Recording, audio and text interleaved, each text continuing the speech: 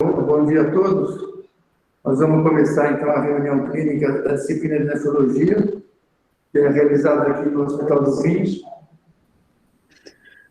Em geral, tradicionalmente será presencial. Daqui para frente ela vai ser sempre vista, presencial e online. Essas aulas são gravadas e elas ficam disponibilizadas para acesso público através da página do Hospital do Rins no YouTube. E hoje nós temos a honra de ter a presença, de ter a palestra do Dr. Walter Arturo Garcia. Nós somos amigos há muitos anos, na Associação Brasileira de Transplante de Órgãos, muito amigos mesmo. Fomos para a Copa do Mundo da França, o Brasil foi vice-campeão em 1998, né, Walter? E o Walter é chefe do Serviço de Transplante Renal na Santa Casa de Misericórdia de Porto Alegre, professor da Universidade Federal de Ciências da Saúde de Porto Alegre, e foi graduado em Medicina em 1975 na Universidade Federal do Rio Grande do Sul. E o Dr. Walter tem 120 artigos publicados, e fez doutorado em nefrologia pela USP, tem um fator H de 20. E ele vai falar sobre a história dos transplantes no Brasil. Vou passar o Dr. Lúcio, comandar a apresentação. Obrigado, Walton. Obrigado mesmo, mais uma vez. Eu que agradeço o convite, muito. Eu fico muito honrado com o convite a participar dessas reuniões semanais de vocês. Bom dia a todos. Só o professor Medina falou, a apresentação, todas essas apresentações depois estarão disponíveis no canal do Hospital do Rins no YouTube. E eu vou passar a palavra para o professor Walter para fazer a apresentação dele. Depois a gente faz a discussão. Bom dia a todos. Eu agradeço o convite do Medina e de todo o pessoal aí da Unifesp, do Hospital do Rins. Parabenizo não só pela produção excepcional, mas pela organização do serviço, pela qualidade, e fico muito contente em participar. Pediram para mim falar sobre histórias dos transplantes no Brasil. Eu vou falar um pouco inicialmente sobre a história geral dos transplantes e depois vou entrar na história dos transplantes do Brasil. O que é importante colocar nesse momento é que a história do Brasil... Eu vou apresentar uma pequena parcela que eu sei, e com a vivência pessoal também. Nós não temos ainda no Brasil o conjunto completo da história. Cada um de nós tem um pedaço dessa história. Nós temos que achar uma forma de montar este quebra-cabeça. Isso, talvez, essa reunião possa ser o início de uma discussão de a gente ter uma história realmente completa. Eu não tenho, e acho que nenhum de nós tem essa história completa. A gente não tem publicado sobre isso e tem que ser melhor trabalhado esse assunto. Mas vamos discutir, então, esse aspecto. Eu não tenho conflito de interesse nessa apresentação. Se a gente for imaginar a história dos transplantes, ela começa há muito tempo com lendas, mitos, milagres, depois passa por alguns séculos mais adiante pelas primeiras tentativas, os transplantes experimentais, os transplantes em humanos, a base imunobiológica, a fase clínica das décadas 50, 70, a era da ciclosporina e a época atual. Nós, no Brasil, entramos nos anos 60 nessa história. Então, já há muitos séculos nós temos algumas lendas, mitos e milagres. Temos a lenda do cirurgião chinês que trocou os corações de 2 soldados, um que tinha o espírito forte e a vontade fraca, por outro que era o inverso, e aí, então, com isso, teve o equilíbrio das energias. Já mais adiante, na mitologia grega, nós temos a história de Dédalo e Ícaro. Dédalo foi o construtor do labirinto e por ter explicado como sair do labirinto através das linhas para a namorada de Teseu, ele foi condenado por Minos, o rei, para ficar com seu filho numa ilha deserta. E ele construiu, então, com penas de pássaros, asas, e os dois voaram, mas Ícaro se aproximou muito do sol, e por isso a cera das asas derreteu e ele caiu no mar. Então, temos a história do xenotransplante, o primeiro xenotransplante com sucesso e o sem sucesso. Mais adiante, nós temos o milagre de São Cosme e Damião, que da religião católica, e eles são santos muito importantes, são os padroeiros do transplante, porque eles fizeram este milagre do transplante da perna de um etíope para um sacristão. Se vocês observarem, nesta uma das poucas pinturas em que aparece o doador. Então, mesmo no milagre, o doador é importante. Alguns séculos adiante, as primeiras tentativas, nós tivemos na Universidade de Bolonha, Tagliacozzi, que foi importante cirurgião, professor da Universidade de Bolonha, ele desenvolveu técnicas de enxerto de pele e de correção de lesões do nariz, utilizando retalhos pediculados. Ele é muito importante, ele tem a estátua dele na Universidade de Bolonha, mas é interessante que ele foi perseguido pela Contra-Reforma, inclusive quando ele faleceu não deixaram que ficasse o túmulo dele próximo à igreja e às situações, porque ele estava contra os desígnios de Deus. As pessoas que tinham essas lesões eram sifilíticas, pecadoras, ou tinham o seu nariz cortado porque eram infiéis. Então, ele estava contrariando o castigo de Deus e era um impuro. Mais adiante, no século XVIII, na Europa e principalmente na Inglaterra, os transplantes de dentes se destacou. O Hunter foi uma pessoa muito importante, mas os transplantes de dentes foi uma situação muito, muito desagradável, porque o que aconteceu? Havia venda de dentes de pessoas pobres para ricos e dentes obtidos por roubo de cadáveres. Grande parte dessas pessoas morriam de infecção, e isso só terminou com a invenção dos dentes de cerâmica no século XIX. E em 1804, um experimento muito importante por Barônio em Milão, ele trabalhava com ovelhas, ele tirava as peles de ovelha de um lado no local e colocava no outro e a pele pegava. Ele pegava a pele de uma ovelha e colocava na outra, ela não pegava, era destruída. E se colocasse de um outro animal na ovelha, era destruída mais rapidamente. Isto em 1804 ele observou e publicou um livro sobre esse assunto. Mas os períodos dos transplantes realmente ele inicia na segunda metade do século XX, com o transplante renal. Mas houve dois períodos de interesse experimental anterior. O desenvolvimento das técnicas de sutura vascular por Carrel e o início dos anos 50 com os mecanismos do sistema imunológico através do Bedauer. E por que foi o rim escolhido para ser os transplantes experimentais e para ser o primeiro órgão transplantado? Porque é um órgão par, duplo, sólido, de vasculatura simples e de fácil avaliação de sua função através da urina. Então, na fase experimental, dá para se dizer que os transplantes começaram como começa tudo nesta vida, pela política. Em 1894, o presidente da França, Sadi Carnot, ele estava numa visita oficial a Lyon e no final da tarde ia para um jantar e ele, quando ele sai do carro em direção ao local onde ele ia jantar com a comitiva, ele é apunhalado por um jovem anarquista italiano, o Caserio, que foi condenado à morte logo depois. E é interessante que a faca atingiu o abdômen e perfurou a veia porta. Ele foi levado ao hospital e morreu sangrando porque não havia nenhuma técnica de sutura de vaso nesta época. Isso fez com que em Lyon, principalmente, se desenvolvessem várias pesquisas buscando a forma melhor de suturar vasos. Como se poderia suturar vasos? E quem teve maior sucesso com isso foi Alexis Carrel. Ele tinha se formado em 1900 e já em 1998 ele começou a trabalhar com isso. Em 1902 ele publica o primeiro trabalho de sutura vascular, que é exatamente a sutura que se faz hoje no transplante. Depois ele desenvolveu outras, o PET também, outras técnicas, mas ele desenvolveu esta técnica, ele estudou muito, ele contratou bordadeira que lhe ensinou como fazer a melhor técnica de sutura.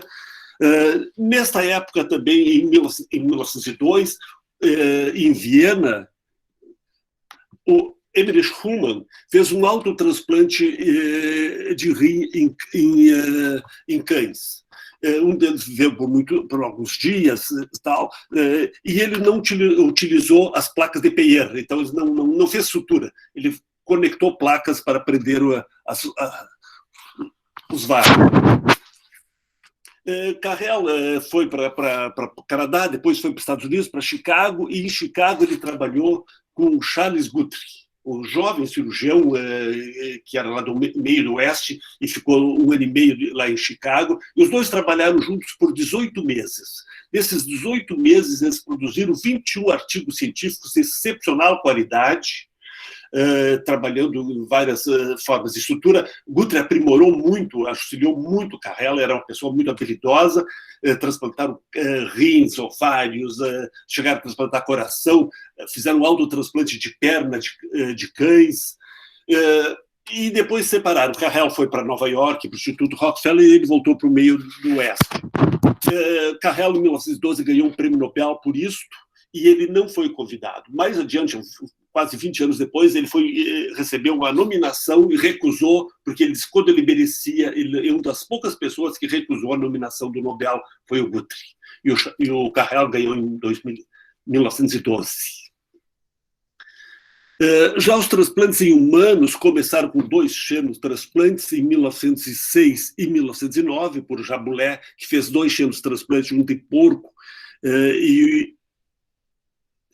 e o outro de ovelha, ambos em 2 mulheres, que evidentemente transplantou em bloco 2 e uma senhora que também não funcionou, e em 33 na Ucrânia, em Kherson, Voronoi fez o primeiro halotransplante utilizando um rim de um homem que havia falecido há 6 horas, numa moça com insuficiência renal aguda, intoxicação por mercúrio e tentativa de suicídio. Não funcionou, a moça morreu. Ele publicou isso em 1936 e depois, na década de 40, ele fez mais 5 desses transplantes, mas usando uma teoria soviética de Filatov, ele deixava os rins armazenados por 5 a 20 dias antes de implantá-los. Já nos anos 50, Peter Medawar ganhou um Nobel em 1960 pelos seus trabalhos em imunologia de transplantes. Ele desenvolveu a tolerância, toda a tolerância com ele, trabalhou muito durante a guerra com transplante de pele, junto com Gibson, um cirurgião britânico. Eles trabalharam muito forte nesse aspecto. E é interessante que ele era brasileiro. Ele era filho de uma inglesa com um libanês que nasceu no Brasil, ficou até alguns anos no Brasil, a família ficou e ele foi para a Inglaterra para estudar. E aí, quando ele estava com 20 anos, 19, 20 anos, ele foi chamado para serviço militar, e não quis vir, porque estava na faculdade de zoologia, tiraram a cidadania dele. E alguns anos depois ele ganhou o Nobel. É interessante, ele escreve um livro, tem vários livros muito bons dele, ele escreve esse Memória do Rábano, que é um rabanete, porque ele, em 68, ele teve um AVC e ficou com sequelas quase 20 anos, até falecer em 1987. E nessas memórias ele conta toda a vida dele aqui no Brasil, tudo, mas ele em nenhum momento cita a história de ter perdido a cidadania brasileira, e nem cita a cidadania brasileira. Já a fase clínica dos transplantes começa nos anos 50. Rum, em Boston, fez 9 transplantes, utilizava corticoide somente, 6 com doador falecido e 3 usando os free kidneys, rins que eram retirados por qualquer outro motivo e não seriam, foram utilizados rins às vezes com câncer, com tuberculose ou até com rins normais que tinha que tirar por um outro motivo. A maioria deles não funcionou como era de esperar. Em Paris também, Kuss, um urologista muito importante que desenvolveu o local melhor para colocar o rim. Antes se colocava na coxa, se colocou na fossa ilíaca e viu que esse era o melhor lugar. Alguns transplantes, mas viram que os transplantes não funcionavam. Houve uma parada dos transplantes até que em 52, dezembro de 52, em Paris, o Marius, esse rapaz de 17 anos, caiu do andaime do telhado e teve hematuria macroscópica e um choque. Ele foi levado para o bloco cirúrgico e retiraram o rim que estava fraturado. Ele não urinou mais, porque foram ver depois que ele tinha nascido com o rim único. A mãe se dispôs a doar, procurou, e o pessoal do Nequer, do Amburgê, fez esse transplante. Funcionou por 2 semanas, ele chegou a ficar muito bem, mas depois teve rejeição e faleceu. E se viu, então, que a única forma de dar certo um transplante é se tivesse gêmeos univitelinos. E isso aconteceu exatamente 2 anos depois, em Boston. Os 2 irmãos, o Richard e o Ronald, eram gêmeos univitelinos. Eles provaram isso com transplante de pele, apesar de toda a história, fizeram transplante de pele de um para o outro e não houve rejeição. E eles fizeram esse transplante. O Richard ficou muito bem, viveu por 8 anos, faleceu de infarto, casou com a enfermeira que cuidou dele no pós-operatório. E o Ronald viveu muitos anos, faleceu recentemente, alguns anos atrás, 58 anos após o transplante. Também na década de 50, como Boston ficou com o maior centro de transplantes do mundo, nesse período eles fizeram 35 transplantes entre gêmeos idênticos. A grande parte deles deu certo, os que não davam certo geralmente era por glomerulonefrite com recidiva da doença no receptor. Também o grupo de Boston começou, junto com o grupo da França, utilizar irradiação corporal total antes do transplante. Mas vimos que os resultados não eram bons. Muitos morriam antes de fazer o transplante e outros morriam após o transplante. Isso, a técnica, portanto, foi abandonada. Já nos anos 60, no início, em 62, só tinham 3 programas de transplante nos Estados Unidos: o de STARS, o do RUM e o do Murray, e com Merrill. Em 62, Goodwin e Stiles demonstraram que a prednisona era eficaz em reverter episódios de rejeição e devia ser utilizada continuamente associada à azatioprina, e não de forma intermitente. Então, se propôs a utilizar esse esquema, azatioprina e prednisona, na prevenção de rejeição e a metilprednisolona no tratamento de rejeição. E observaram resultados excepcionais, 50% de sobrevida em 1 ano. E o que se observou, então? Que no Registro Internacional de Transplante, até 60, depois disso, entre 63 e 64, em 1 ano, nos Estados Unidos e alguns países da Europa, saíram 222 transplantes de rim em 1 ano, mostrando que essa técnica estava entrando na clínica. De 63 a 64 era exatamente como nós vamos fazer o primeiro transplante no Brasil, em 64. Aí entra a imunologia, imunossupressão, os transplantes de outros órgãos. 58, o dossiê descobre o sistema HLA. O Cal, em 60, utiliza experimentalmente, e com cães com sucesso, a 6-mercaptopurina, que depois é melhor elaborada e se torna azatioprina. E aí, 63 tem fígado, 64 pulmão, intestino, 66 pâncreas, 67 coração com Barnard. Mas o que se viu é que a imunossupressão com azipred, que era muito boa para o rim, não tinha efeito nenhum nestes órgãos. E todos esses transplantes, na década de 60, 70, foram abandonados, ficando só o rim. Houve vários avanços nos anos 60, vocês podem ver aqui, e passamos para a ciclosporina, que foi descoberta em 69, foi retirada do solo da Noruega, foi preparada, foi utilizada em 79 e foi começada a aplicação clínica em 82.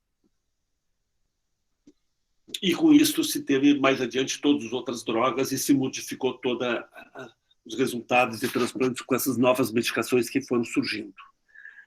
Muito bem. No Brasil, eu falei inicialmente, repito que é importante, eu vou apresentar para vocês uma visão pessoal e parcial deste quebra-cabeças que vocês estão vendo, a quantidade de peças. Eu tenho algumas pecinhas aqui desse complexo. E seria importante que a gente começasse a coletar adequadamente, corretamente, toda a história do transplante no Brasil.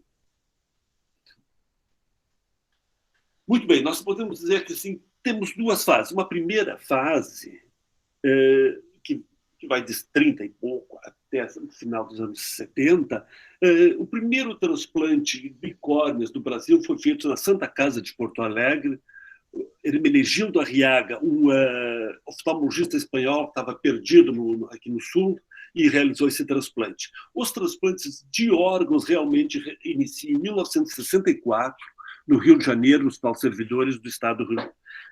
Em 65, em São Paulo, é o primeiro transplante com sucesso e o primeiro programa de transplante do Brasil.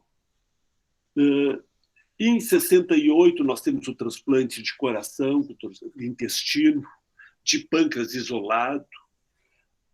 E em 79, o transplante de medula óssea do Dr. Pasquini em Curitiba. É interessante que o transplante de 68 de São Paulo, do Dr. Zerbini, que junto foi feito um transplante de rim daquele doador, foi no mesmo dia que o transplante de pâncreas do Rio de Janeiro. Na segunda fase dos transplantes, então, em 1984, o professor Nesralla, em Porto Alegre, o Instituto de Cardiologia, retoma os transplantes de coração. Em 85, o professor Silvano Raia retoma os transplantes de fígado no HC de São Paulo. O doutor Jatene retoma os transplantes de coração. Em 87, nós fazemos transplantes de rim e pâncreas com Guido e Vitola. Em 99, em 89, o Camargo faz transplante de pulmão. Em 90, sai um transplante com doador vivo na USP, que é o primeiro do mundo, de fígado, com o doutor Silvano Raia. Em 2000, se retoma o transplante de intestino, mas logo também já para novamente. Em 2002, é feito um transplante de ilhotas de pâncreas pelo doutor Fred.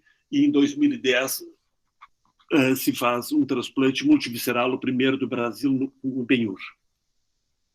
Então, em resumo, é isso aqui. Nós temos os transplantes da década de 70 e os transplantes da década de 80. É interessante observar que na década de 70 predomina São Paulo e Rio. Na década de 80, predomina São Paulo e Porto Alegre. Muito bem. O primeiro transplante renal foi realizado nos servidores do Estado do Rio de Janeiro em abril de 64, para a equipe do Dr. Abdala, Gentili, Santino Filho, Dr. Jaime Landman, que era um nefrologista-chefe de serviço. Era um rapaz de 18 anos, urêmico, pielonefrite crônica, em programa de diálise peritoneal, recebeu imunossupressão com 6-mercaptopurina e hidrocortisona. Teve uma função renal inicial, seguida por perda do enxerto por rejeição aguda. E teve óbito por pneumonia no 8º dia.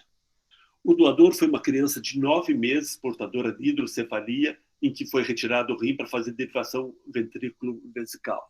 É chamado free kidney. Depois a técnica foi abandonada. O primeiro programa de transplante renal do Rio de Janeiro deve ter sido no Hospital Servidores do Estado em 1973. O Dr. José Roberto Moraes trouxe imunologista e cirurgião de Dallas para acompanhar o transplante e organizar o sistema, o laboratório de imunologia. Essas informações o Edson me passou ontem, que eu conversei ontem com ele sobre o Rio de Janeiro, ele me passou esta informação também.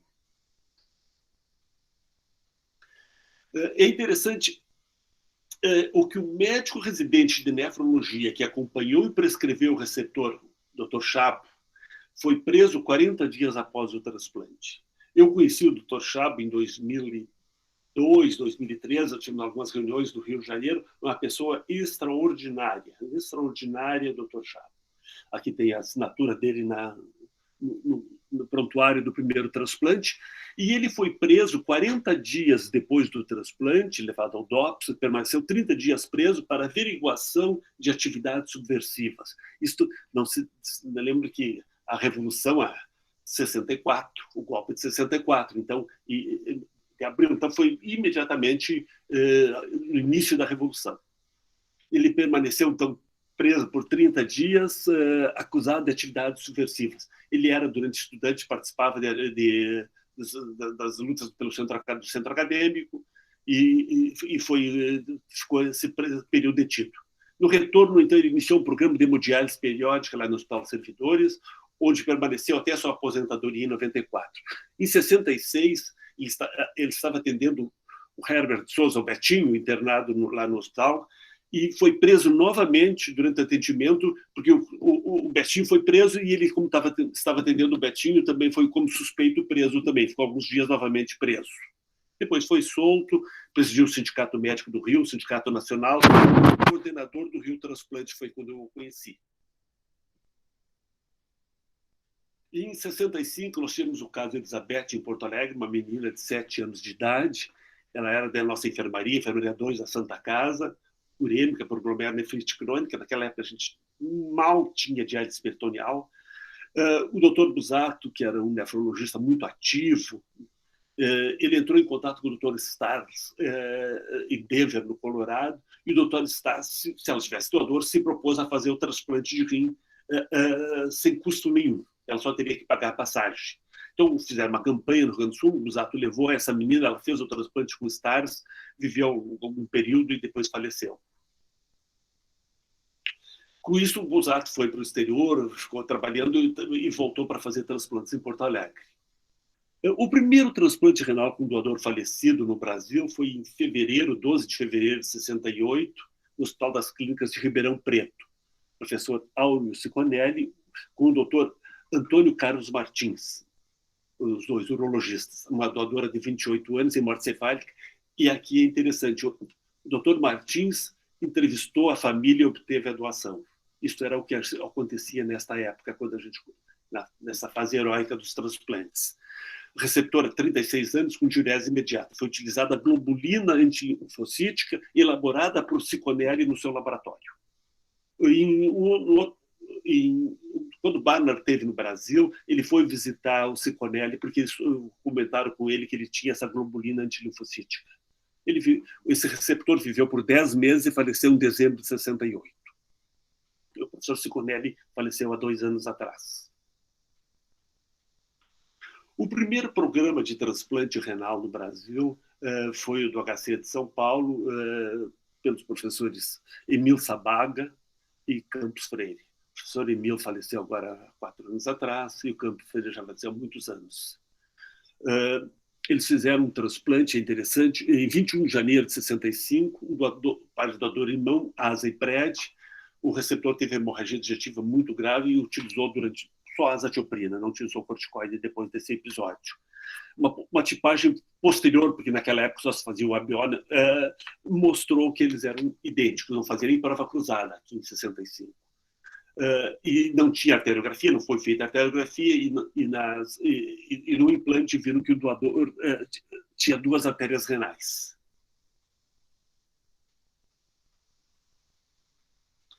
Então, em 1965, o HC da Faculdade de Medicina da USP fez mais 3 transplantes renais, fez 4 transplantes naquele período.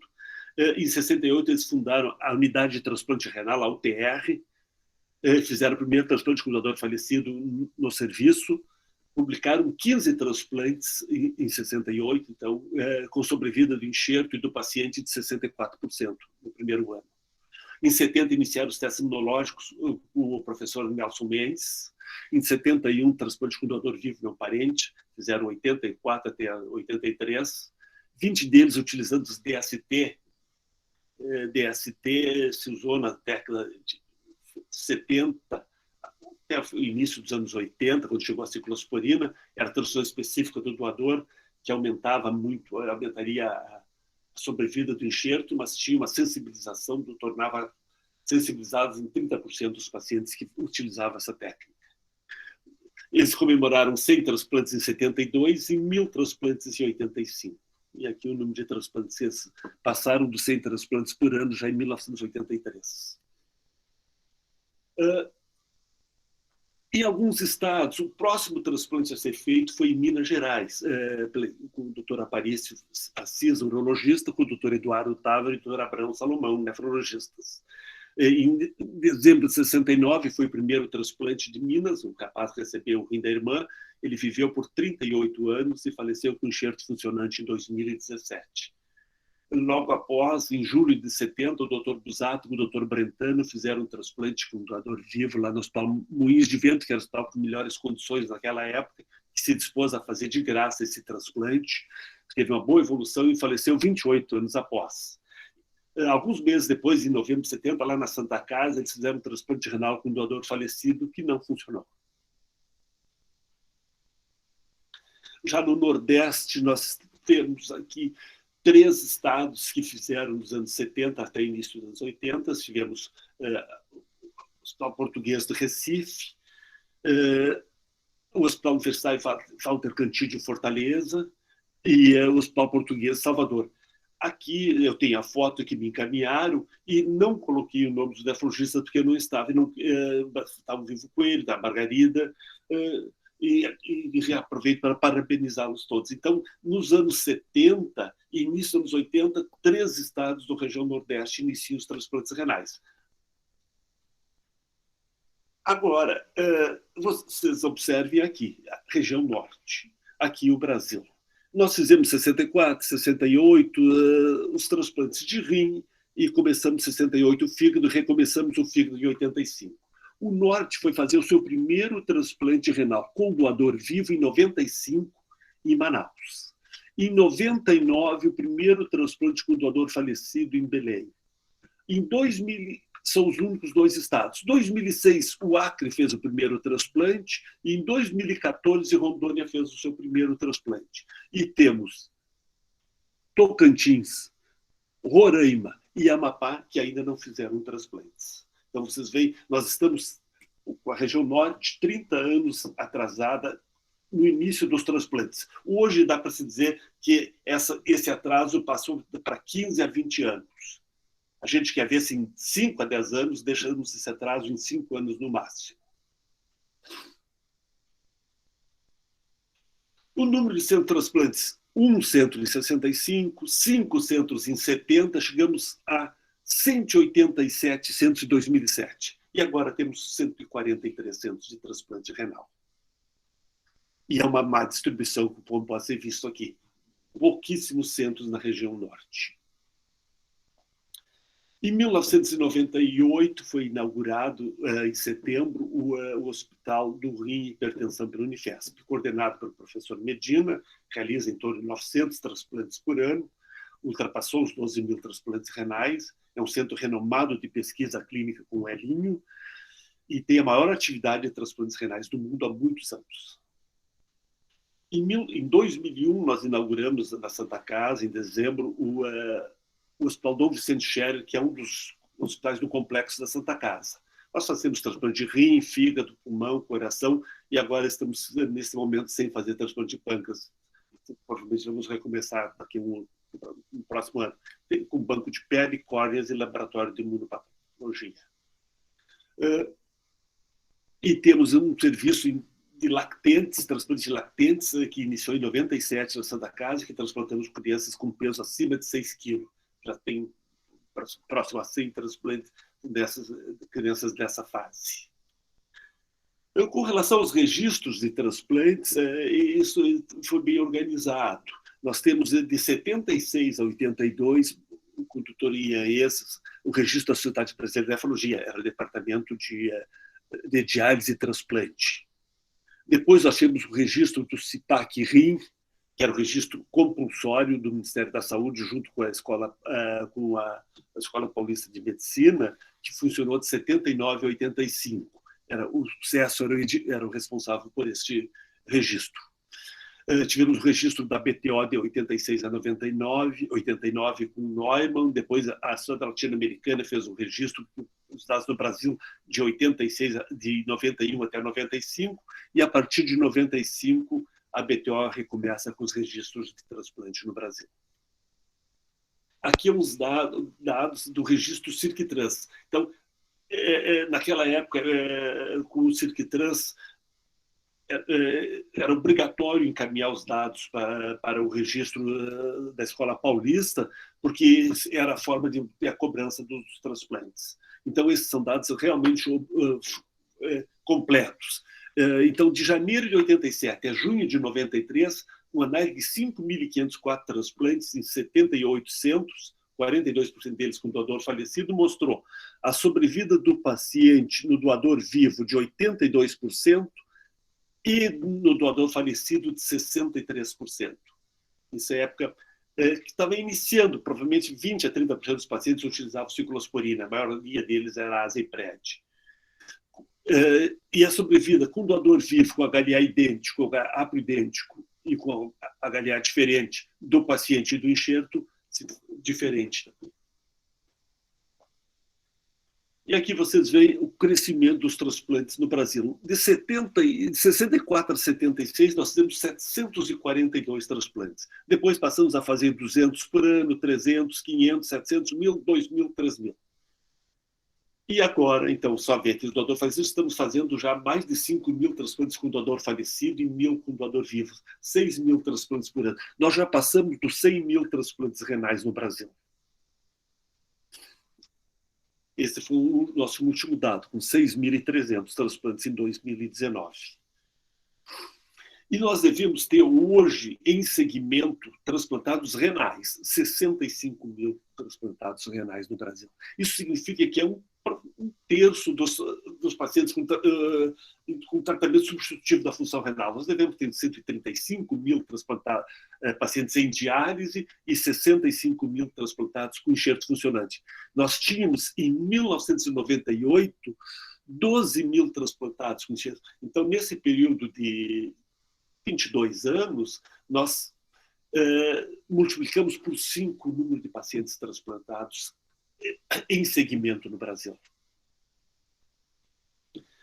Com relação ao transplante cardíaco, vocês veem aqui o professor Zerbini e o João Boiadeiro.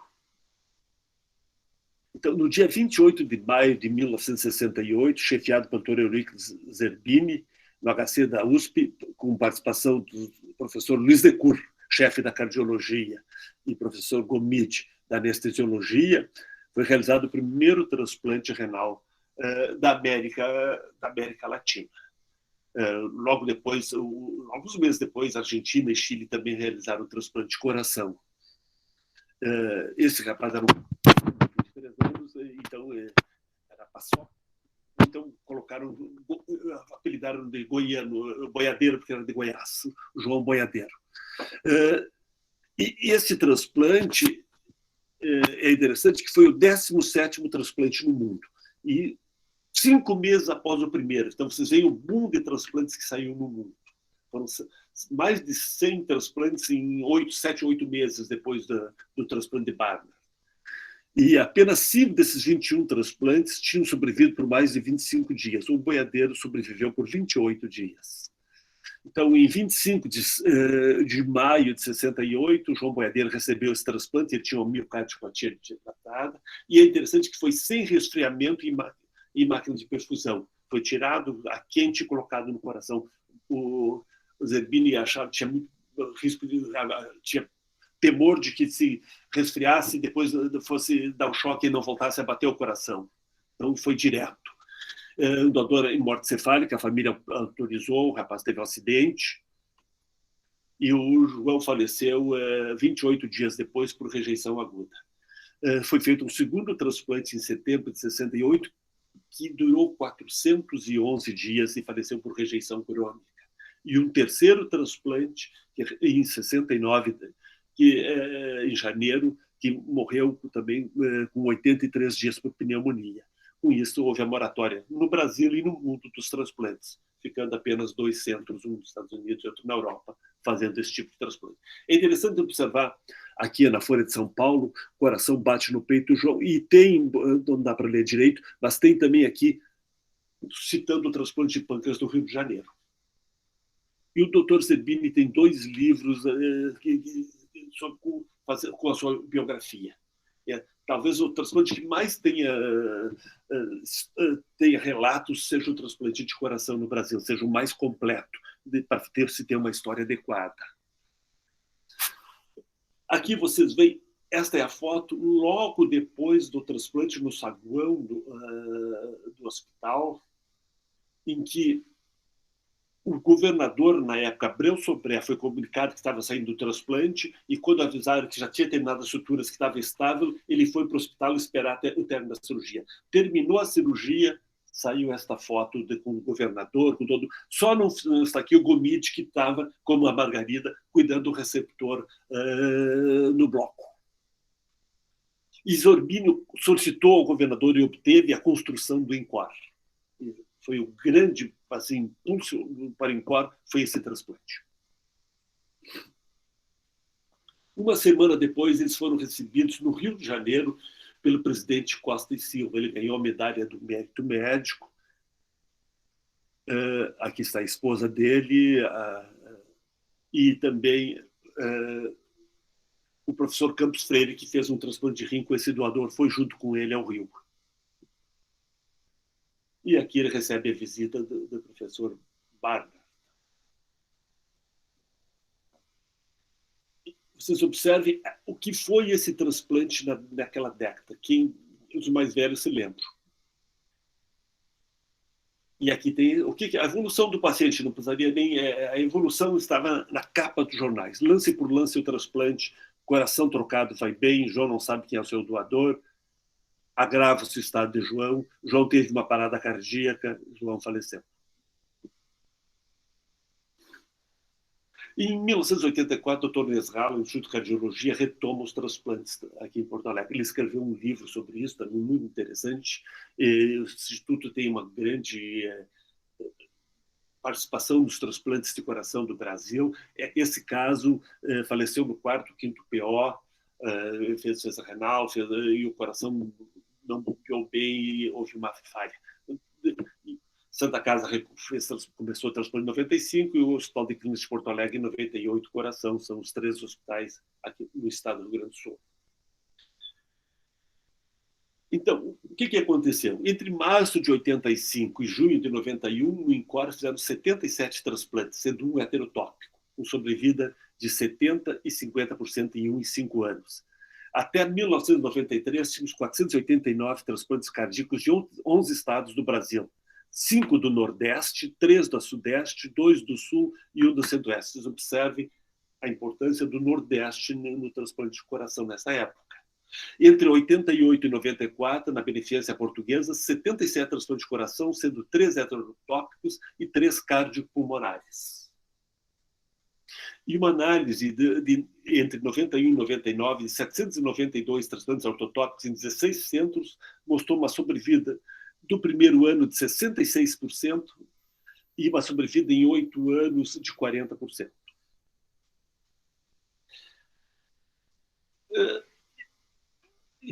Isto eu encontrei e me deixei guardar há muito tempo.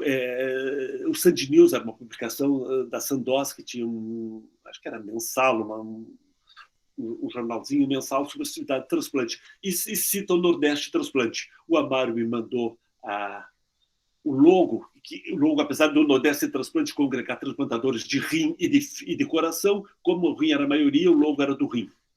E era o rim cabra macho. Aqui vocês veem até o Vanderlei. O Vanderlei foi o primeiro coordenador do Sistema Nacional de Transplante, cirurgião cardíaco de Maceió. E o Vanderlei foi um dos grandes personalidades do transplante. Eu realmente acho a importância do Vanderlei no período que ele esteve no SNT foi decisiva para o crescimento dos transplantes no Brasil. Nós temos uma dívida com o Vanderlei. Então, no Nordeste Transplante, vocês veem Santa Casa de Maceió, Aracaju, Salvador, Fortaleza e Recife. E a peculiaridade deles é que o deslocamento do receptor e da parte da equipe médica até o local onde se encontrava o doador. Em vez de voar o órgão, voava o receptor e a equipe do transplante. E dos 19 transplantes realizados por esse grupo até 95, 9 foram por esse método à distância. Aqui vocês veem o Amaro, o Henri, tem vários das transplantadores da região Nordeste, no Nordeste Transplante, o grupo que se fundaram. E é interessante que o professor Euclides Marques, que é um dos cirurgiões cardíacos que trabalhou com o professor Zerbini, ele publicou também em 2012 um livro chamado A Face Oculta dos Transplantes. E ele cita que o professor Zerbini poderia ter sido o primeiro médico a realizar o transplante cardíaco do mundo. Mas, por cautela do professor Decour, acabamos perdendo essa oportunidade. Então, o que ele cita, ele operou um homem e abriu o coração e tinha um tumor inoperável no coração. Ele fechou, voltou para e trouxe esse caso para a discussão de grupo. E ele apresentou o caso e propôs o transplante de coração. Quem coordenava essas reuniões, que era uma pessoa muito importante, era o professor Luiz de Cor. O professor Luiz de Cor perguntou para ele: quantos transplantes de cães você já fez? E ele respondeu: até agora uns 80. E o professor Zerbini já praticou em mais de 10 cadáveres humanos, lá no IML. Estamos preparados e acho que vai dar certo, disse o Marx. De Cor permaneceu pensativo, caminhou para frente, olhou e disse assim: e quantos cães estão vivos? Nenhum, disse Marx. De Cor não autorizou. Então, essa é a situação que ele coloca, muito, muito interessante. Se não estão vivos, não vai dar certo. E os transplantes de coração no Brasil foram crescendo lentamente, estabilizaram até 2002, e é interessante que a partir de 2007, com algumas modificações que houveram, houve realmente um aumento nos transplantes de coração, que agora estabilizou de novo, mas já num patamar melhor. Estamos próximos a 2 transplantes por milhão, quando a nossa necessidade é 8. Já o transplante hepático começa no Hospital das Clínicas da USP, com o professor Marcelo Cerqueira César Machado. Então, em meados de 60, eles faziam transplantes experimentais heterotópicos e ortotópicos em cães. E em 5 de agosto de 68, eles fizeram o primeiro transplante hepático, utilizando azatioprina, prednisona, era globulina de linfocítica, ATG, e drenagem do ducto linfático. Um receptor de 52 anos com hepatocarcinoma e um doador de 30 por trauma craniano. Boa evolução inicial, seguido de oligúria, sangramento digestivo e óbito no 8º dia. Eles fizeram um segundo transplante em maio de 69, com receptor de 41 anos, com tumor hepático, que nunca recuperou a consciência e ficou em ventilação mecânica, tendo morrido 18º PO urêmico. E fizeram mais 3 transplantes entre 70 e 72, sem sucesso, e interromperam o programa. Então, 5 transplantes entre 68 e 72 no HC. Em setembro de 85, o professor Silvano Raia reinicia os transplantes hepáticos com sucesso. Uma menina de 23 anos teve óbito em 15 meses, com o transplante muito bem sucedido, por recidiva do câncer. Ela tinha hepatocarcinoma. Em dezembro de 88, eles fazem o primeiro transplante hepático do mundo com doador vivo. A menina, 4 anos, com atresia biliar, usou o segmento 2 e 3 do fígado da mãe, de 23 anos. Óbito no 6º PO durante a hemodiálise. Em julho de 89, então, eles fazem um outro transplante de um doador não parente, era um piloto de avião, que doa para uma criança um transplante com sucesso. E em março de 97, eles fazem um transplante de repique, o Indominor, um paciente com paramiloidose familiar, em que retira o fígado e é colocado no outro receptor com uma perspectiva de vida menor e coloca o fígado do doador falecido neste paciente. Então, até julho de 91, tinham sido realizados 48 transplantes de fígado, 31 na USP, nas Palmas Clínicas, 12 no Instituto da Criança, e 3 em Belo Horizonte, 1 em Porto Alegre e 1 no Einstein. Em março de 96, transplante hepático auxiliar em crianças com hepatite fulminante no Hospital das Clínicas de Minas Gerais. Final de 66, primeiro transplante com fígado bipartido, split, um fígado para 2 receptores, no Sírio-Libanês de São Paulo. Os transplantes, fazíamos 561 transplantes em 19 centros, 12 centros enviaram dados e os resultados mostravam 67% a sobrevida em 1 ano e 51% a sobrevida em 5 anos. Na região norte, o Pará fez um transplante de fígado em 2013, parou e com sucesso, mas não houve desacerto com a equipe.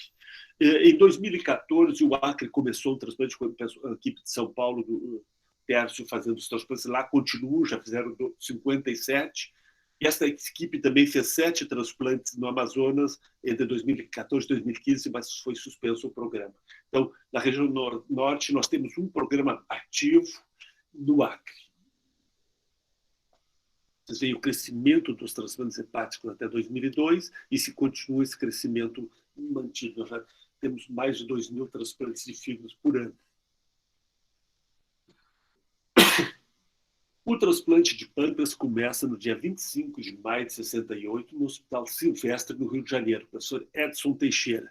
Ele fez um transplante isolado de pâncreas segmentado com ligadura do ducto num paciente diabético. É interessante que era um ex-jogador de futebol, ele não conseguia, era de boy, ele não conseguia localizar de que time ele era, se era profissional, 28 anos com diabetes tipo 1 e com graves alterações vasculares e oculares. Ele tinha dificuldade, desvalo importante. E não ficou claro, porque assim, ele cita que, da publicação, pelo estado de saúde, ele não faz imunossupressão. Ele é reintervido primeiro PO por sangramento e o enxerto falhou em alguns dias. E o paciente viveu depois, alguns anos, continua, não é um órgão essencial. Ele publicou isso numa revista Hospital, em 69, e publicou depois numa revista internacional, em 1970. Foi o primeiro transplante do mundo de pâncreas isolado, porque antes, em 66, ele tinha feito um de rim e pâncreas nos Estados Unidos. Vocês veem aqui ele com o paciente. E nós encontramos, teve um congresso em 2005, eu não lembro a data exata, mas nos anos 2000, eu e o Vitualo encontramos o professor Edson e batemos essa foto de recordação dele. O que é interessante é que ele não era um caso isolado. O professor Edson trabalhou em Chicago alguns anos antes e publicou 2 artigos, um no Transplantation e outro sobre transplante experimental em cães de pâncreas.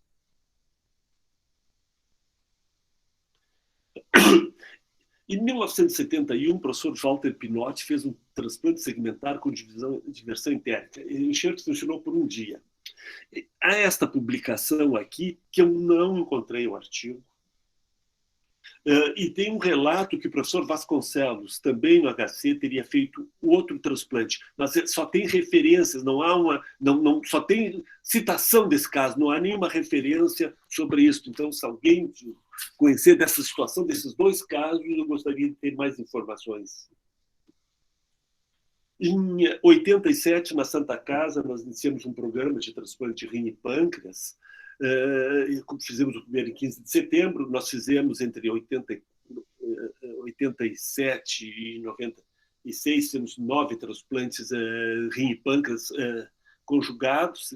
A menina faleceu no 15º dia por ruptura da artéria ilíaca por uma fístula pancreática. Indolor, ela caminhando no corredor, tinha o rim e pâncreas funcionando normalmente, caiu, fez parada, se massageou no chão, tal, se reanimou, aí se abriu, era um sangramento imenso. E ela faleceu. É interessante que nós não tínhamos, naquela época, em 87, não tínhamos Belsa, nós não tínhamos Collins, nós usamos uma solução pré-Collins, que é a Aquatella, uma solução italiana, e usamos circulares e PRED, não tínhamos indução. Aqui vocês veem a cintilografia mostrando os 2 órgãos funcionando. Essa de 87. Então, nós fizemos 9 simultâneos, um pâncreas após rins, a sobrevida de um ano do paciente 90%, 363%, e vocês veem do rim e do pâncreas. E essa aqui é uma moça, a Cristiane, ela já está com 28 anos de transplante de rim e pâncreas. O pâncreas ainda, a gente colocava na bexiga. Muito bem. Em 96, o Hospital Beneficência Portuguesa inicia seu programa, fez 5 transplantes naquele ano, com os doutores Perotti e Tércio Ranzini, são os que têm maior experiência hoje com transplante de pâncreas no Brasil. Em 97, fizeram com derivação entérica na Beneficência. Em 2001, fizeram transplante com doador falecido, o pâncreas e doador vivo, o rim.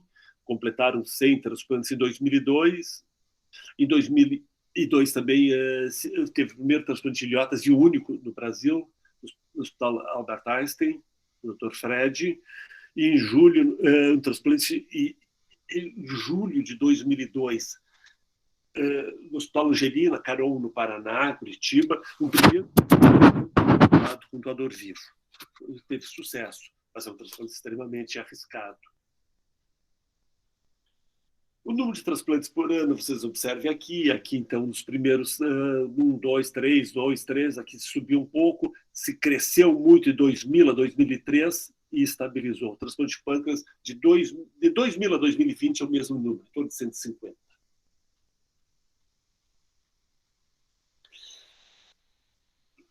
Com relação ao transplante de pulmão, nos anos 70, foram realizados vários alotransplantes e autotransplantes pulmonares experimentais em cães pelo grupo professor Zerbini.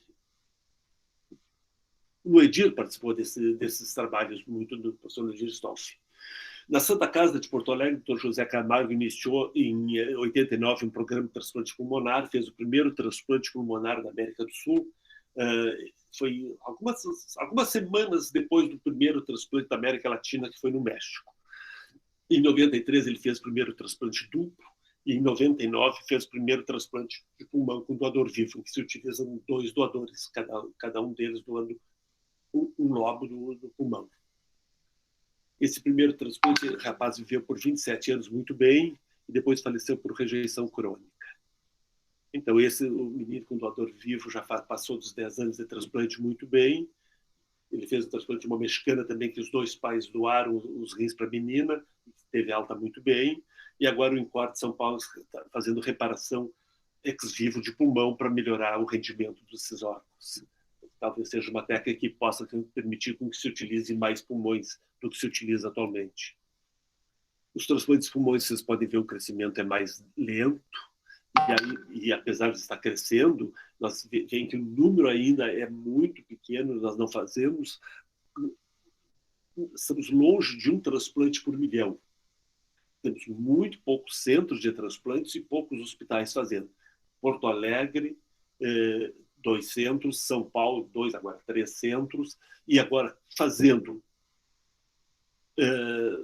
Fortaleza, já temos certa experiência. Começou o ano passado Curitiba, Distrito Federal deve ter feito um que o outro, Belo Horizonte parou de fazer. Então, falta um centro de transplante de pulmão no Brasil.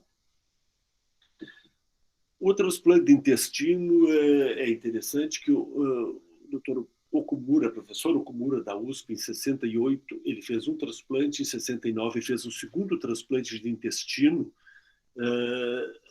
O primeiro funcionou por 12 dias, o paciente acabou falecendo, o outro faleceu já mais cedo, um pouco no 5º dia. Então, esses 2 transplantes é interessante que no mundo inteiro, nesta época de 66 até 73, quando se suspenderam os transplantes no mundo, foram feitos 8, 2 deles pelo professor Okumura no Brasil. Ele fez o 3º e o 4º transplantes. Em 2000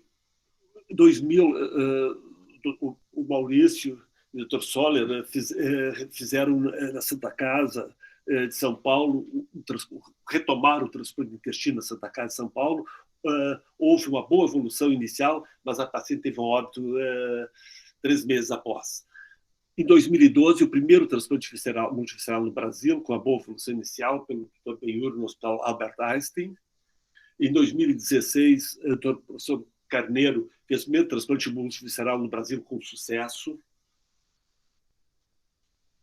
E agora, em 2019, o primeiro transplante de intestino com doador vivo, pelo Dr. João Seda e Paulo Chap no Sírio-Libanês, uma menina de 3 anos de idade com síndrome de intestino curto.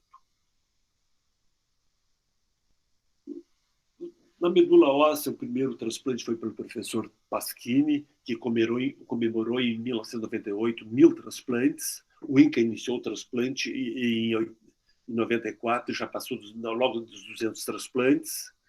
O HC da USP também já passou os 800 transplantes. O Redome foi criado pelo Dr. José Roberto de Moraes, uma pessoa extraordinária, imunologista, uma perda imensa para o transplante do Brasil. Ele organizou o Redome, que agora já tem mais de 5 milhões de cadastrados, tinha 1.500. e foi fundada a Sociedade Brasileira de Medula Óssea, cujo primeiro presidente foi o Dr. Pasquini, em 1996. Vocês veem o crescimento dos transplantes de medula óssea e o número de pessoas no Banco do Redome. Nós temos hoje 5.200.000 no Redome e 300 mil cadastros por ano. Mas agora, com essas novas técnicas de utilizar doadores haploidênticos, talvez vá perder uma certa importância esses bancos de medula óssea. Com relação à imunossupressão, nós começamos usando em 64 na fase azatioprina, prednisona, 67 globulina antilinfocitária e globulina antitimocítica, drenagem do ducto torácico e radiação linfática lipiodol. Em 1980, nós utilizamos na Santa Casa a plasmaferese em 3 pacientes transplantados. Em 82, se começou a utilizar a transfusão específica do doador, que foi abandonada no final dos anos 80. E na segunda fase, a partir de 83, então, se utilizou ciclosporina. Ciclosporina foi utilizada pela primeira vez no Brasil pelo Dr. Mocelin, em Londrina, em 1983. Ele fez um transplante ABO incompatível, programado, com todas as técnicas. Veio um colega da Inglaterra que funcionou. Em 84, o Dr. Nesrala utilizou no transplante de coração. Em 85, o Dr. Silvano Raia no transplante de fígado. Foram os 3 primeiros usos da ciclosporina no Brasil. 87 foi o KT3, depois a timoglobulina, micofenolato, aí vieram todos no segmento natural. Com relação às fases do transplante no Brasil, nós temos 3 fases: a heróica, a romântica e a profissional. A heróica vai até de 68 até mais ou menos 87.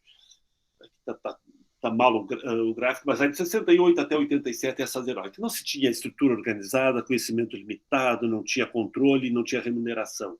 A partir de 87, com organizações, com regulamentação, uma sociedade, a fundação da BTO, uso de ciclosporina, tivemos um acidente aéreo, passamos para uma outra fase, uma fase romântica. E mais adiante, em 98, a gente passa para a fase profissional com essa política de transplante. Só para vocês terem ideia, em 77, 78, quando fazíamos transplante de Santa Casa, nós não tínhamos UTI para os pacientes, nós não tínhamos aparelho de radiologia para investigar doadores, nós não tínhamos laboratório de imunologia e não tínhamos equipamento para investigar receptores, cintilografia e ecografia, porque naquela época não existia ecodoppler. Então, se fazia fora, não se fazia, e era o que se tinha.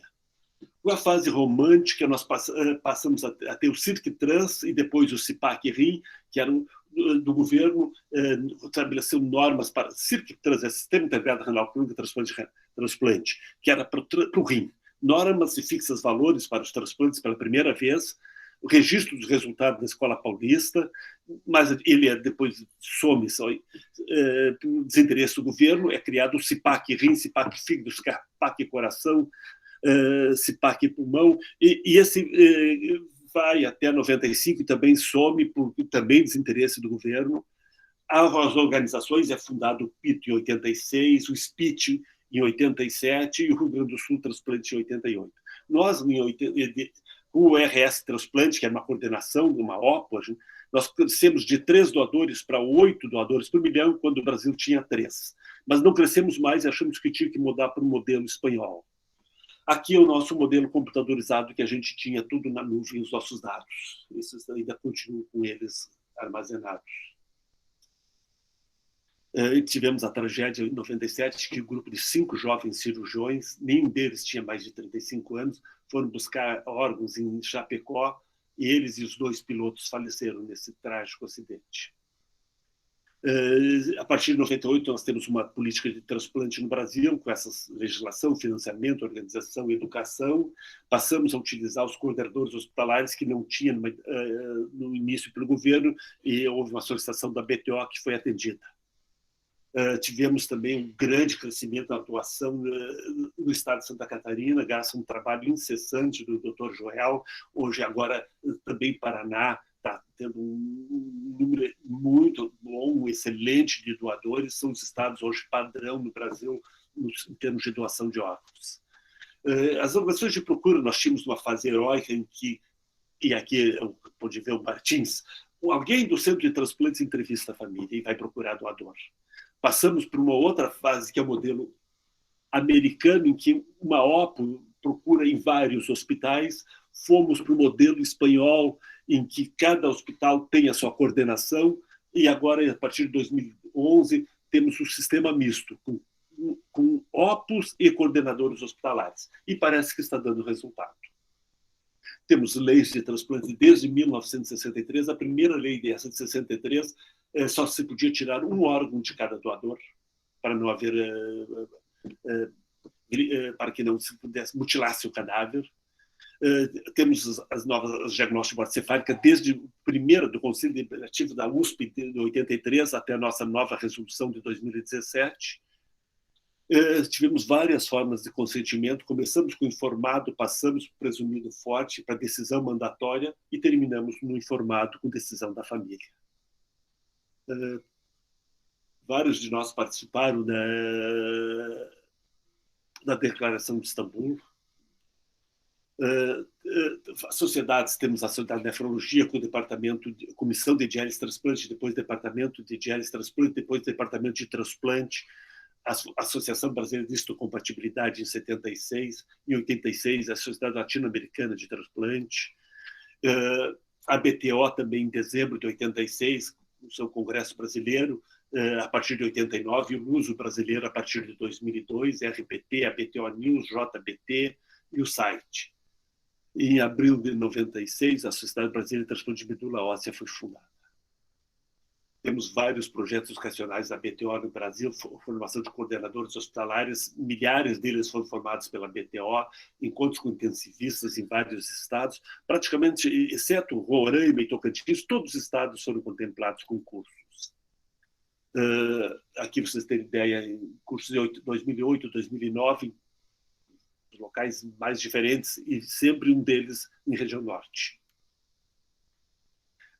A partir de 2009, começamos com uma discussão no Ministério da Saúde e conseguimos aprovar que se distribuísse rins que não são utilizados no estado para outro estado.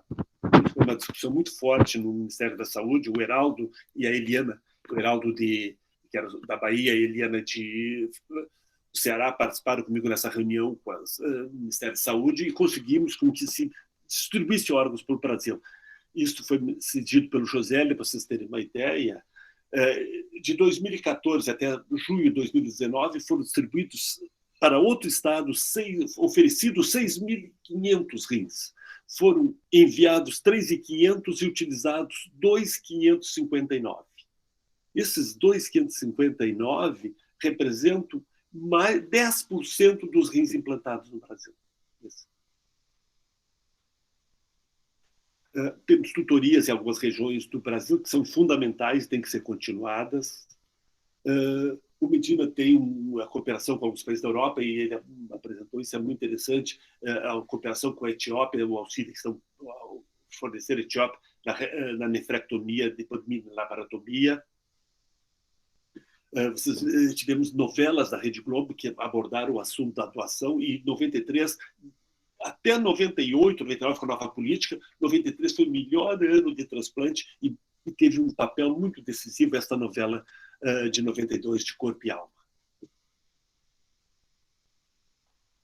Tivemos o Carnaval da Escola do Rio de Janeiro 2003, para sempre no seu coração, uma cidade independente. Tivemos algumas campanhas muito bem emboladas, essa do Chico Scarpa foi sensacional.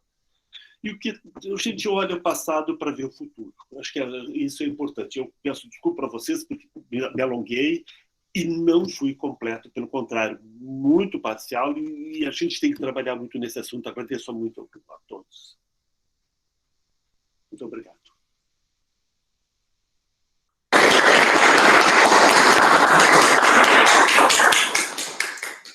Dr. Walter, obrigado pela excelente, brilhante apresentação. Em nome da disciplina de nefrologia da Unifesp e do Hospital do Rim, eu agradeço.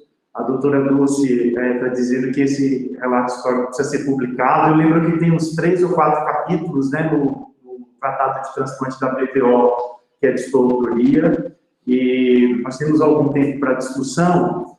Eu queria começar perguntando, essa linha do tempo que o senhor dividiu em heróica, romântica e profissional, né? Essas fases do transplante. Isso. Nós estamos vivendo agora profissional. Qual vai ser a próxima fase? A próxima, eu tenho medo que seja mercantilista. Mas eu acho que se nós ficarmos na profissional, estaria bem. O que não podemos é retornar para uma outra anterior. Não podemos avançar para o mercantilista e não retornar para uma não profissional. Me parece que esta é uma fase que agora a gente deveria aperfeiçoá-la. Nessa linha do tempo ali, parece que no começo da década de 90 foi a mudança, né, do romântico profissional. Coincidiu um pouquinho com a implementação e a estruturação do SUS. Quando a gente olha esse relato, praticamente todos os primeiros transplantes, os primeiros programas vêm em hospitais do sistema público ou santas casas. Eu queria entender um pouquinho a sua visão sobre a importância do SUS no sistema brasileiro de transplante. O sistema público ele foi fundamental no início, porque quando se começou o transplante não tinha nenhuma remuneração. A maioria do pessoal que trabalhou no transplante na década de 70 até 80 pagava para fazer transplante. Nós usávamos o dinheiro da diálise para buscar paciente, fazer paciente, comprávamos ciclosporina, porque o governo não dava em 85, e a gente comprava das Sandosas, fazia um desconto, a gente comprava e usava por 3 a 6 meses. Então, sem esses hospitais não teria se desenvolvido o transplante nessa época. Então, agora os hospitais universitários e hospitais estão do governo, eles estão sofrendo porque como é profissional, o que acontece? Eu recebo pelo que eu produzo na Santa Casa. Se eu produzir mais, eu vou receber mais. Se eu não produzir, eu não vou receber. O que é? Eu fiz a tutoria lá em Porto Velho, e Porto Velho é o hospital do governo. Eu disse para os meninos, vocês vão parar o transplante. Não vão parar o transplante. Nós chegamos a fazer 20 e poucos por ano, e agora, faz um ano, parou por outro motivo. Mas, assim, se tu fizeres 20 transplantes por ano, ou fizeres 0, ou fizeres 80, tu vais ganhar a mesma coisa. Então, hoje o hospital público sofre dessa situação de que tu tens o teu salário, o teu valor, que pode ser bom, ótimo, ou não, mas tu não tens o incentivo da produtividade. Então, hoje eu vejo que um prejuízo para os hospitais públicos e universitários nessa área. E que a gente vai ter que equacionar de uma forma. Nessa linha ainda, o Daniel Rinaldi dos Santos, que foi presidente da Sociedade Brasileira de Nefrologia, ele te pergunta qual a sua visão sobre a realidade brasileira que não investe em prevenção, faltam estruturas para diálise e transplante, como podemos modificar essa realidade? Desculpa, eu não consegui... A pergunta do Daniel Rinaldi, que foi presidente da SBN. Isso. Ele pergunta qual é a sua visão sobre a realidade brasileira que não investe em prevenção, falta estrutura para diálise e transplante, e como podemos modificar essa realidade. Isso é importante. Não, eu vou te dizer, hoje, Daniel, nós já tivemos... o transplante tem várias fases. Teve uma fase que ele estava totalmente abandonado. Até 1997... Não tinha como fazer transplante. Se fazia transplante pagando para fazer ou não recebendo tal. Aí, a partir de 97, 98, com essa legislação, houve um benefício muito grande para o transplante. Mas, se tu observares, desde 2012, porque eu tenho uns dados, eu discuti agora recentemente, de 2012 a 2020, são 8 anos, não teve reajuste em nenhum setor do transplante. o acompanhamento pós-transplante faz 20 anos que não tem reajuste. Então, o que está acontecendo, e tu tens toda a razão, Reinaldo, é que nós temos que ter um projeto não do transplante e também não da diálise, um projeto do tratamento do renal crônico, da prevenção, e isso sim é fundamental. Mas assim, junto a prevenção ela é fundamental, eu tenho que diminuir, hoje entra, sei lá, acho que é 200, mas eu acho que é 150, 160 por milhão, e se a gente conseguisse prevenir que não passasse dos 150 por milhão de ingresso, a gente poderia, com diálise e com transplante, a única forma que eu vejo hoje de nós termos um rendimento melhor para a diálise é não aumentar o número.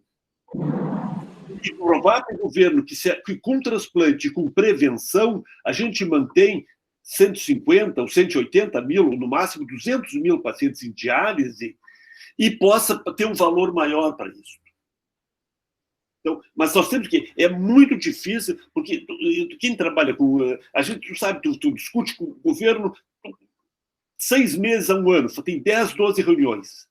Quando tu vai para a próxima reunião, mudou tudo. É outra tudo. Diz assim, não, vamos recomeçar. Então, isso é difícil, mas eu vejo como assim, tem que trabalhar os 3. Prevenção, diálise e transplante. Perfeito. Aqui no chat tem várias mensagens de agradecimento pela aula, Dr. Walter.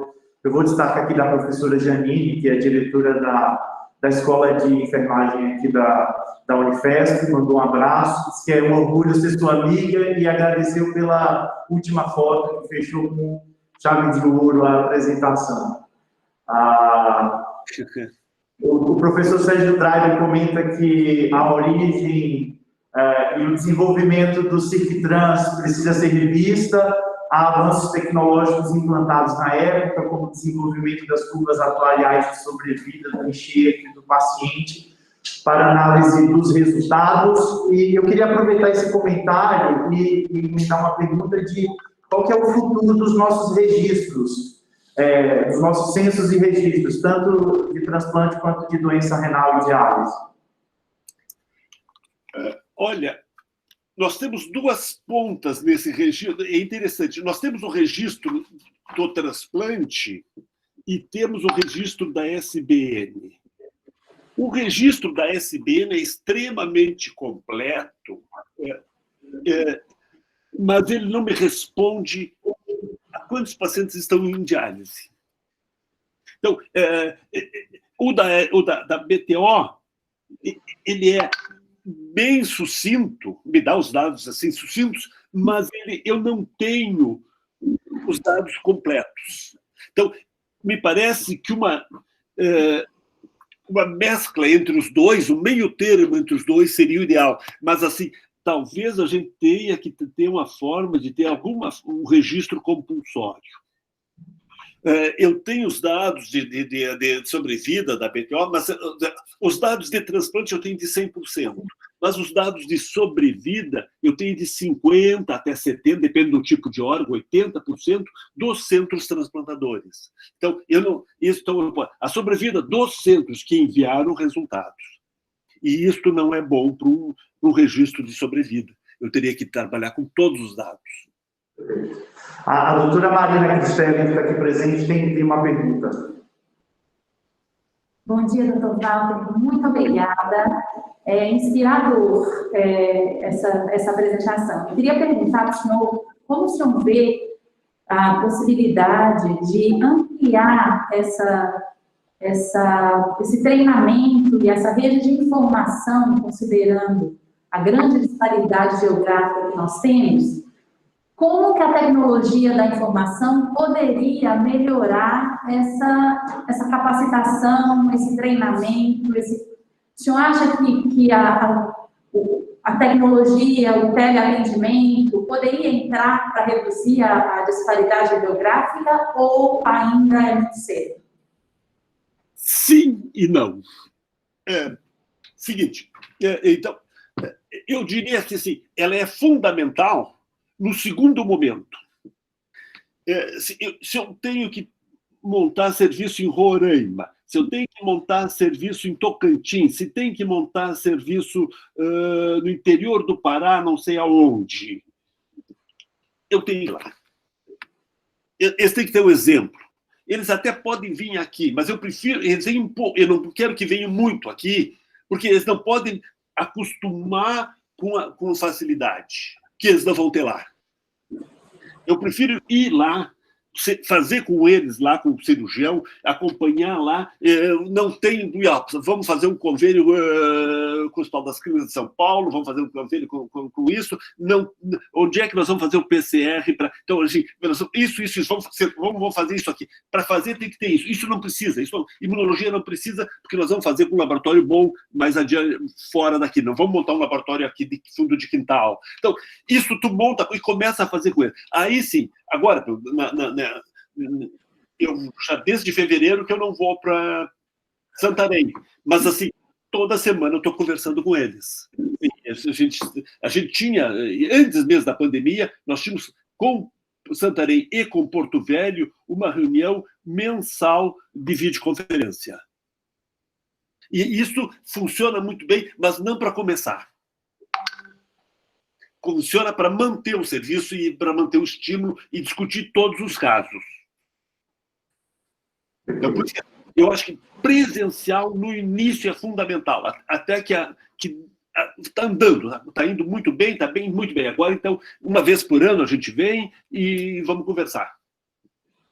O professor Edson de Souza, famoso Edson da creatinina, está dizendo que você precisa escrever um livro urgente sobre a história dos transplantes e pergunta se você vê futuro na doação pareada. Tá. Edson, não vou escrever um livro enquanto eu não tiver todas as peças do quebra-cabeça. Senão vai ser um livro parcial. E isso é ruim, porque aí fica só uma... Tu entende? É fácil escrever uma visão. Eu gostaria de ter um livro com várias pessoas escrevendo e reunindo e montando o quebra-cabeças. E ele está convidado para a gente pode começar a organizar com outras pessoas, mas montar assim, que sabe que diz assim, isto é a história do transplante do Brasil. Pode ter algum outro detalhe, mas assim, o que eu apresentei para vocês é parcial. A doação pareada, Edson, eu acho que deve entrar logo, deveria entrar, mas a gente tem que ter ela é muito cara. Assim, tem que entrar, eu acho que tem que entrar assim, em par, sem cadeias no momento, só par incompatível, nada de compatível, só familiar no par. Então, tem que entrar com regras, porque senão a gente perde o controle. E se tu fizer um muito grande, o custo para manter todo um sistema desses, tu vai ter que mandar rim de doador vivo por avião para outro estado, tu vai ter que... Então, tem que começar como devagar para provar que tá na mão. Sob controle do Sistema Nacional de Transplante. Quem tem que dar o start é o Sistema Nacional de Transplante. A Luciane Deboni está dizendo que você ensinou para ela que o ótimo é inimigo do bom. Então, essa não foi uma boa justificativa para não escrever o livro da história dos transplantes. Não, até eu vou te dizer, Luciana, eu acho que eu deixei na BTO, acho que no site da BTO tem um livro nosso aqui, feito com os estudantes, com o pessoal das ligas, a gente faz uns livros, e um deles eu escrevi mais ou menos tudo isso aí, mas com a visão nossa do Sul. Por isso que eu digo, ele é uma visão parcial. Não é justo com o Brasil. A discussão está excelente, mas pelo avançar da hora nós precisamos encerrar. Queria mais uma vez agradecer a brilhante apresentação, esse resgate histórico da história do transplante. Em breve essa apresentação vai estar disponível no YouTube do Hospital do Rim. E na próxima semana, o título da nossa discussão clínica será Estudos Clínicos no Cenário da Covid-19, com o Dr. Daniel Wagner dos Santos, que é infectologista aqui do Hospital do Rio. Mais uma vez, eu queria agradecer a presença de todos, agradecer a disponibilidade do professor Walter. Uma boa semana a todos. Muito obrigado. Muito obrigado.